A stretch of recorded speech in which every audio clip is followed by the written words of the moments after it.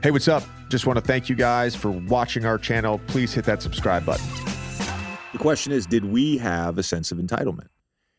I would argue we probably, all three of us did. Would our careers have turned out differently had we had that same sense of entitlement and grown up in today's NBA? Because we didn't get to act out on that entitlement. You know what I'm saying? Right. That's my point. So I remember It was good for us that it was tough. Right. So Mark Jackson, big Mark Jackson, North Philly Mark Jackson. Oh yeah, I know Mark. Yeah. And I remember I saw him, like, was it last season or the year before? I gave him a big hug when I saw him. Like, bro, I really appreciate you. I never forget. I had the stat sheet, and I knew how to, like, grab the stat sheet and, like, sneak it between my legs and, like, kind of peek at it as, like, during a timeout. And he caught me. And man, he, like, snatched my jersey. You little mother, don't you ever let me catch you reading the stat sheet again. And I was like, damn, he was really pissed about that. But there was a level of respect there. I was like, yes, sir. And it never happened again. And then I had a young guy. Drew Holiday is my guy, and he's one of the more professional guys. He's an ambassador of the NBA. He handles his business the right way. He was one of the first guys I seen on his phone at halftime. I'm like, Drew, put your phone away, bro. Like, we don't look, you're focused at halftime. Like, what are we doing? Like, put your phone. He was like, I'm texting my dad. I don't give a damn who you texting. But now, our last whatever years left in the league, everybody's on their phone at halftime. And I do think that it's a distraction, and it takes away from, like, that competitive nature and within the game. We had a team meeting my first year in New Orleans because the phone thing was, like, out of control. Mm-hmm. You know what I mean?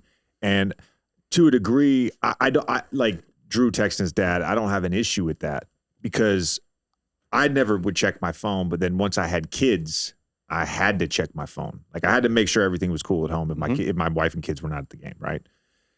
So I just said, look, let's be respectful to each other. We're going to get back in the locker room. We're going to talk. We're going to acknowledge each other. We can talk through pick and roll coverages. We can talk about an offensive possession we fucked up or whatever it is. We're going to let the coaches come in. We're going to let them say their piece. You motherfuckers still have 9 to 10 minutes to check your phone. Right. No phones until we're done with the coaches meeting, right? Mm-hmm. I think that's being respectful. I'm not a the dictator no phones at halftime. I get it now. Yeah, I get it now. It's different. Yeah. It's different. Or We didn't have smartphones when we first got in the NBA, true, bro. true. There was no Flip phones. iPhones. Yeah. And Blackberries. Yeah. Yeah. Or just like read the room. Like, you getting your ass kicked. It's like, hey, bruh. like, what's going on type shit. And these rookies are crazy with that. I'm like, bro, we down 40, bro. You can't. No, we never been down 40. No, we got our ass kicked a few times last year. But I was like, yo, bro, you could be losing right now. Get off the phone. And it'd be like, what's so, like, but I don't want to turn into one of those old guys Yeah. who just complains about everything. But I think that does show we do have a level of respect and we really care about the game. I think that's what I realized at the end, and what I've realized even more in retirement. That's all I really care about, is being a steward of the game, because I love the game so much and I want the game to be in a good place.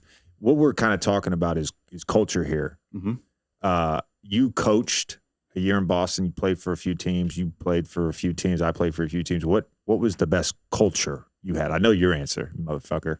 To be honest with you, I was always fortunate enough to, even if I didn't like the coach, the locker room was always pretty good.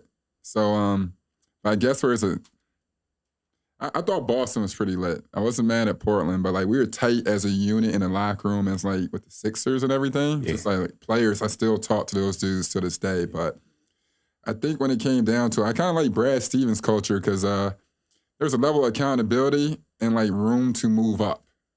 You know what I mean? Or, like, you kind of knew where you stood, as opposed to you might go elsewhere and it's a crapshoot. And it's not, like, for the sake of, like, somebody being on BS. It just might be your role. You know what I'm saying? I felt like what was cool, just, even, being a role player or sometimes sacrificing, you kind of understood what you were doing it for, and you kind of felt like you love to do your job. Like, Brad made you, like, love your role and star and shit. Like, even if you played 5 minutes. And I felt like that was one of the first few times in a long time that, like, when you get outside yourself, like, sports is really fun. And that, like, that's when you're really part of a team. So I thought Brad did a great job with that. And I thought that was a cool culture. There's two sides to it for me. And so I'll be honest, when I first got to Miami, I think I when anyone we all know about Miami Heat culture, and you be like, here we go with this shit. Like, you got to brace yourself. But sometimes I think you overthink it. And so now you're looking to fight things as opposed to just like, you know, just dive in. Like you're bracing for like, damn, what's next? Because when I got handed my, you know, it's like you going to, I shouldn't say this because this might be taken the wrong way, but whatever. Like when you go to prison, you get handed your orange suit and them flip-flops. I got handed my jersey, practice shorts, socks, and then you get your knee pads and a mouthpiece. And I was like, no, I don't need that. Like, I don't wear knee braces or mouthpiece. He was like, yes, you do. I'm like, bro, I've been in the league for 15, 16 years. Like, I've had success. And he was like, no, you need that. And I'm like, here y'all go. But once I embraced it, I'm like, we do play harder than everybody in the league. And this does matter at the end of the year. But there are side effects to that. And my second year in Miami, we were like last in the league in wide open shot percentage. I had a great conversation with, you know, a few of the coaches, and they've changed a little bit. I've seen that. I noticed that stress of like just being locked in, it affects you when, like, don't miss a wide open shot because they work you. You working out there. Like, you work and practice harder in the game. I always tell the guys, like, the game is easy. We work too damn hard to be stressed on the court. But your brain is always locked in of like, don't make mistakes sometimes because you're so locked in. We missed a whole lot of wide open shots. And I would look at Duncan. You know, Duncan's my guy. I love Duncan to death. If Duncan missed a wide open shot, you would think like the world's about to end.